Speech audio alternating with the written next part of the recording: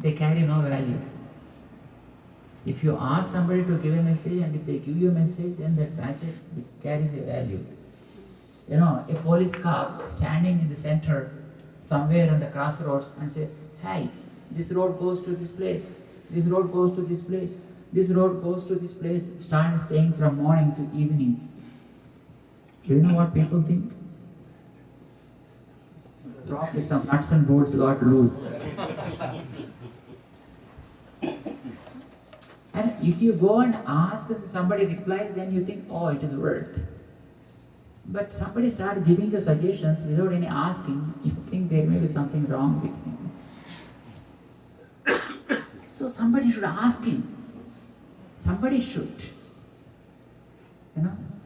And for which he was just waiting. Okay, nobody was available. Then he thought, let me try with the great persons like Sandipani because he is very wise. I went to him as a disciple, stayed there for 64 days, learned all the 64 arts, and then said, hey Guruji, I want to give you some dakshina.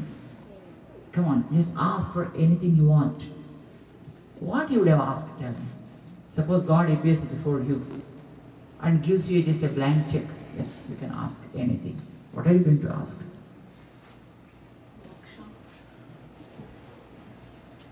Not a check. Prem. Ordinary human being, money. I don't know. But what I ask, what I ask, if at all God appears, God, remember me that I'm yours. Understand? That's it. If you remember me, I did not remember you. Well, I don't. And I can't also. Because there are hundred full of things and the world full of things for me to remember. How can I remember you? So, my remembrance is not important. Your remembrance is very important for me. Remember me as your disciple and keep me like that. Finish. When we are his belongings and whatever is required, he gives. Once we have a school for blind children in Hyderabad. All the children are blind. Once we were going to Badrinath on a pilgrimage, and few blind children came to us and said, Swamiji, we are also interested in coming to Badrinath and have darshan of God. And some people who were standing nearby asked, hey, you blind, how you can see? It was pinching chores when some people asked like that. But those children, they replied, we need not see, but we stand in front of him and he looks at us, right? That's enough for us. When his vision falls on us, that is what we want. Why should we see him at all? Our eyes are so spoiled seeing so many worldly things. But his vision is pure. Chakrusha tava saumyena podasmi raghunandana. Sabari says. Did you hear about the Sabari? The hunter lady? When Rama went to her and she says, my Lord Rama, your vision has fallen on me. All my sins have gone. I became so pure. That's enough for me. What should I do? I don't need any yoga, any yaga, any tapas, any meditation, any kind of thing. I don't need anything. Your vision fallen on me, that's pretty much enough for me. This is what they said. So, he expected that Sandipani might ask for moksha or for stuff like this. But to his disappointment, Sandipani said, let me ask my wife and come back.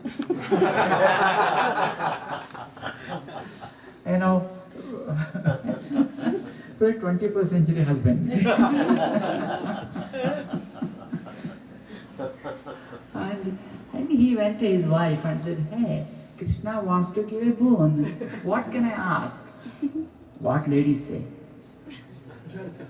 Obviously. If it is Indian lady, she may ask for jewelry.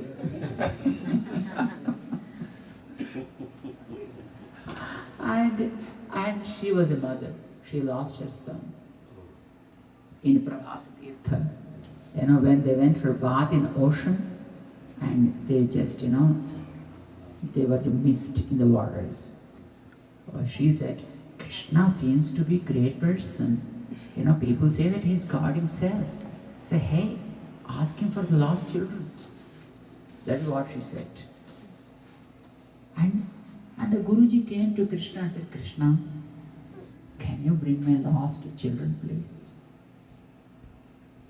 And I'm sure that Krishna was really disappointed even with him. He never expected that he's going to ask that. But when he asked to give his lost children, but Krishna went to Prabhas Tirtha and brought them from the ocean and gave them back to Sandipani and said, okay, let me search for some other person to whom I can give my message. He searched probably all through but found only, Pandavas a little better than anybody else. That's why he started running after Pandavas. Expecting at least these people may ask me for good message. But to his appointment again, all the time when he was saving them, they were, after for something else. It was Arjuna, finally, when the war was declared, when Duryodhana and Arjuna both went to Krishna for help, and both were sitting, and Krishna gave a choice to Arjuna. Hey, yours is the choice first. Ask whatever you want. 10,000 my warriors, or my single person without weapon, no war. I will give only free suggestions. Free advices. First choice was given to Arjuna. Duryodhana's BP was raising.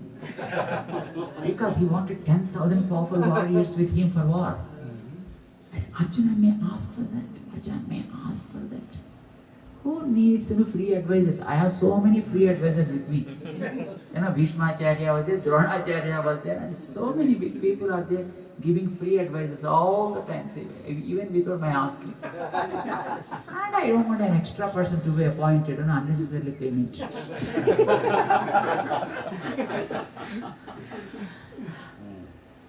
But Arjuna said, Krishna, you be with me.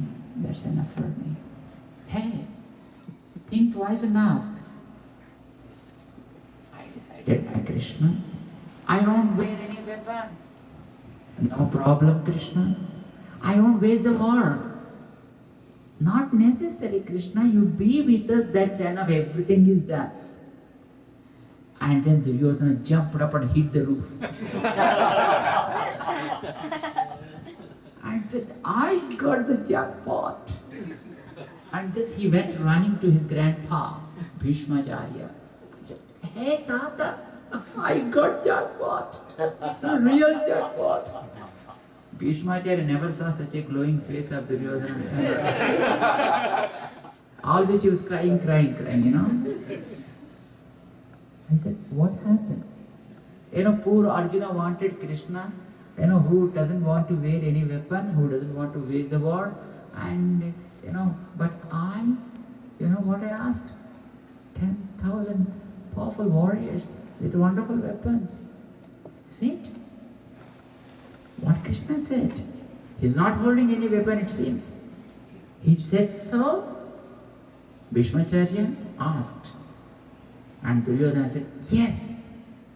If that is the case, I make Krishna to hold weapons that powerful, I wage the war, said the Bhishmacharya. Now Duryodhana felt real happy, because so far Duryodhana was thinking Bhishmacharya was very partial towards Pandavas. But he became our commander-in-chief.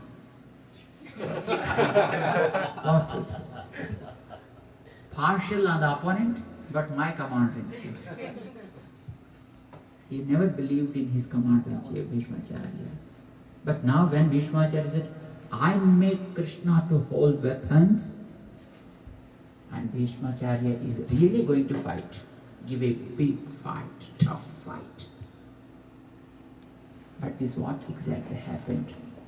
On the 11th day of the war, Bhishmacharya became uncontrollable.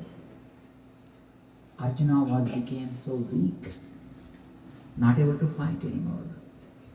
And it was Krishna asking him, hey, fight, fight, fight. What, Krishna? What can I fight? I am becoming so weak. Then Krishna was upset and he jumped out of his chariot and he held the chakra of the chariot. I kill Bhishmacharya now. And it was the time when Bhishmacharya said, my Lord, obeisances to you. I won the war now. Because you said I don't hold the weapon. I said I make you hold the weapon. Now you are holding the weapon. My word is won. So, I won the war. After all, I am your disciple. I am your servant, my Lord. You are my boss. You give a command. Hey, Bhishmacharya, drop your weapons. Done. No questions. But if you want to use your force on me, Krishna, excuse me, you can't win over me. Who can say like that with Krishna? Do you expect anybody can say that? It was only the great Bhishmacharya who said so. If you want to forcibly occupy me, Krishna, you just can't do it. Believe in me. But you are my boss. So you command, you order me. Hey Bhishmacharya, don't fight. Drop your bows and arrows. Done. I never ask any questions because I am your most humble servant. But anyway, I won the war, right? I am dropping. That's it. Then Arjuna was able to shoot him. Till then, no.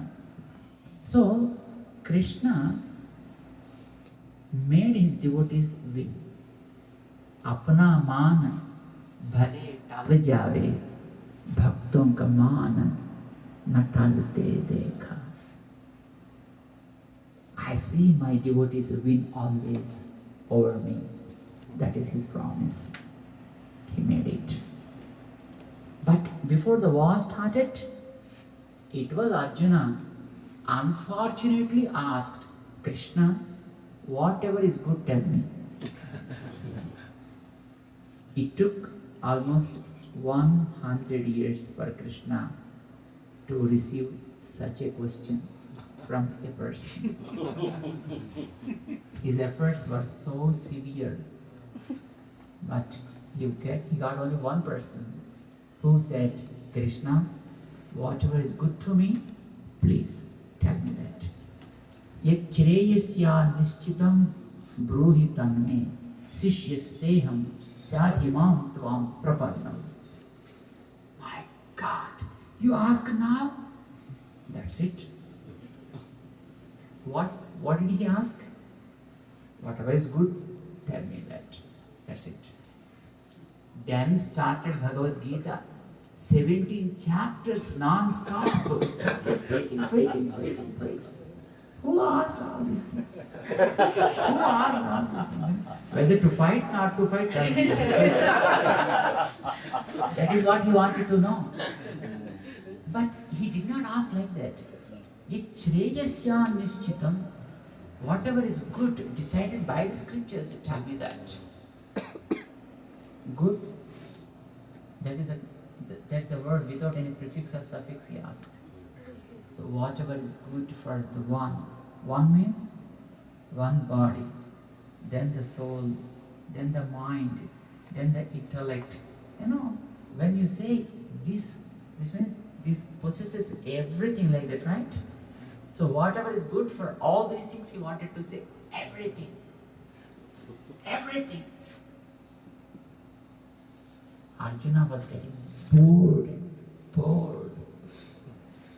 the 9th chapter, at the end of the 9th chapter, he said, Manmanabho Domatyadi Man Namaskuru Mame Veshasi, finished. Do you know the first sloka of 10th chapter? Arjuna thought he was relaxed. When some person speaks in the mic,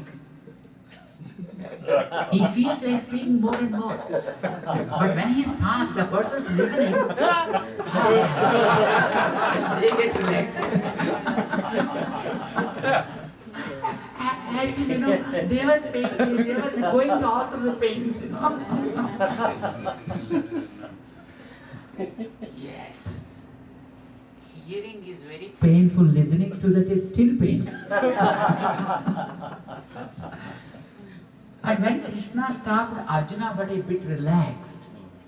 And the 10th chapter starts with a sloka, Param bhuya pravakshyami.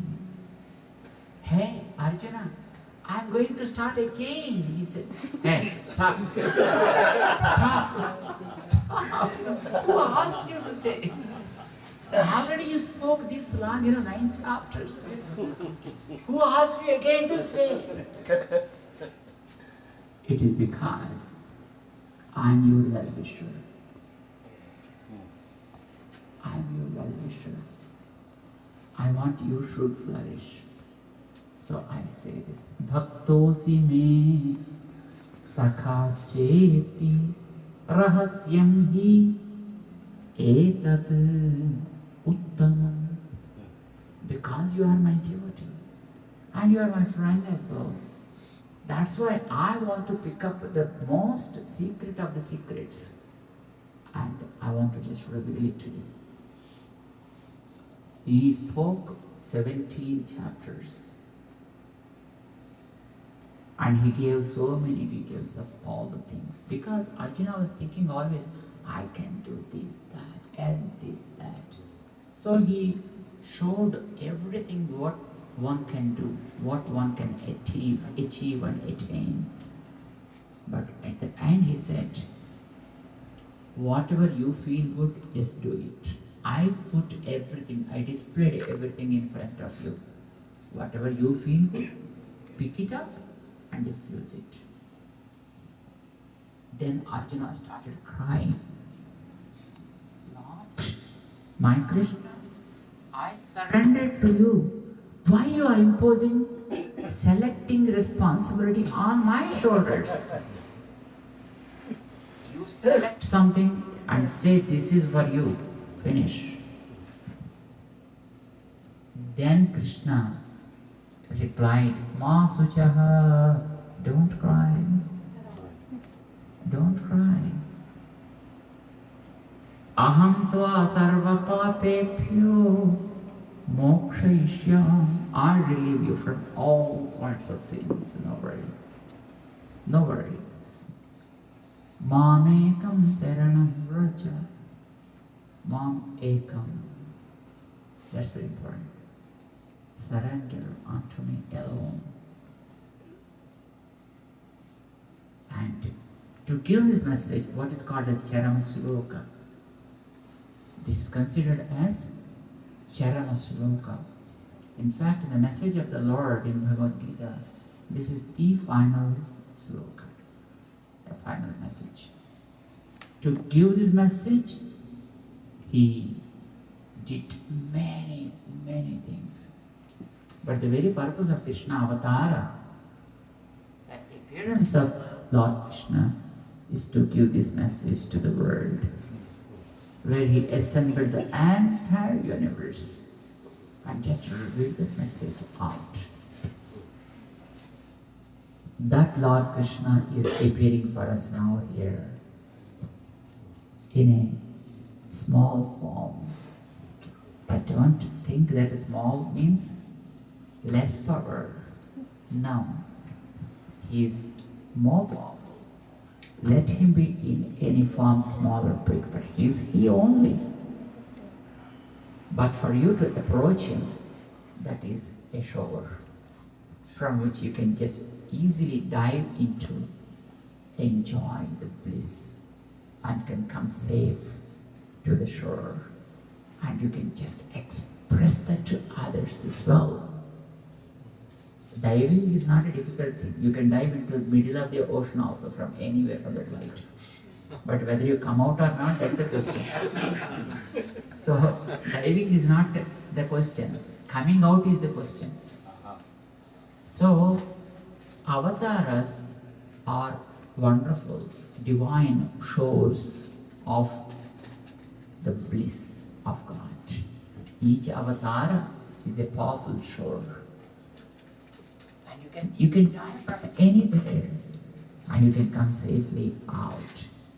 And you can just enjoy that divinity. Not only just you can enjoy, but you can also express it out to the people. It's rather an outpouring of the divine experiences. Lord Krishna for us is appearing today within few moments for us. So, before his appearance, let's pray to his powerful weapons to follow him always. So, there is a wonderful stotra called Pancha Ayudha Stotra. So, I will tell that to you. Let's all repeat it. Okay? Sit right. Om Asmat Gurubhyo Namah Spurat Sahasrara Sikhati Tivram Sudarsanam Bhaskara Koti Tulyam Suradvisham Prana Vinasi Vishnoho Chakram Sadaham Saranam Prapadye. I surrender to the divine disc in the right hand of the Lord. And now let us surrender to the conch divine in his left hand. Vishnor Mukhotha Anila Puritasya Yasya Dhvanihi Danavadarpahanta Tampanchajanyam Sesikoti Subhram Senkham Sadaham Saranam Prapadye. How beautiful is the Shankar. Blessings are, all the blessings are to the Shankar. Because Chakram goes and comes. But the Shankar is the one which touches his mouth. And the food for that is his divine wheat.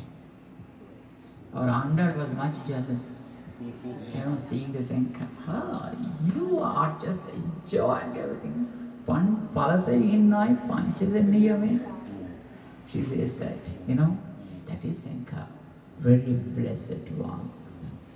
And now let us surrender to the divine mace in his hand, which is on his bottom left hand. Hiranmayim Meru Samanasaram Kaumodaki Daitya Kulaika Hantri Vaikunthavamagra Karabhimrushtam गदां सदाहं शरणं प्रपद्ये. Now let us surrender to the sword that he wears, which is called as Nandaka. Raksho Suranaham Kathinogra Kantha Chedaksharat Sonita Digdhadharam Tannandakam Nama Hare Pradiptam Khadgam Sadaham Sharanam Prapadye. Now let us surrender to the bow in his hand. Yajya Ninada Sravanat Suranam Chetamsi Nirmukta Bhayani Sadhyaha Bhavanti Daitya Anila Banavarshi Sargam Sadaham Saranam Prapadye. Imam Harehe Panchamahayudhanam Stavam Pathet Yonudinam Prabhate Samasta Dukkhani Bhayani Sadhyaha Papani Nasyanti Sukhani Santi Vane Rane Sitru Jalagni Madhye Yudruchaya Patsu Mahabhayeshu Idam Pathan Sotram Anakulatma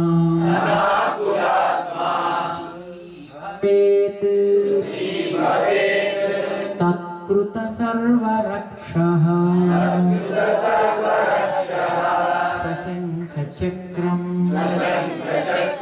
Sagadasi Sangam Pitambaram Kaustubhavatsa Chinnam Sriya Sameta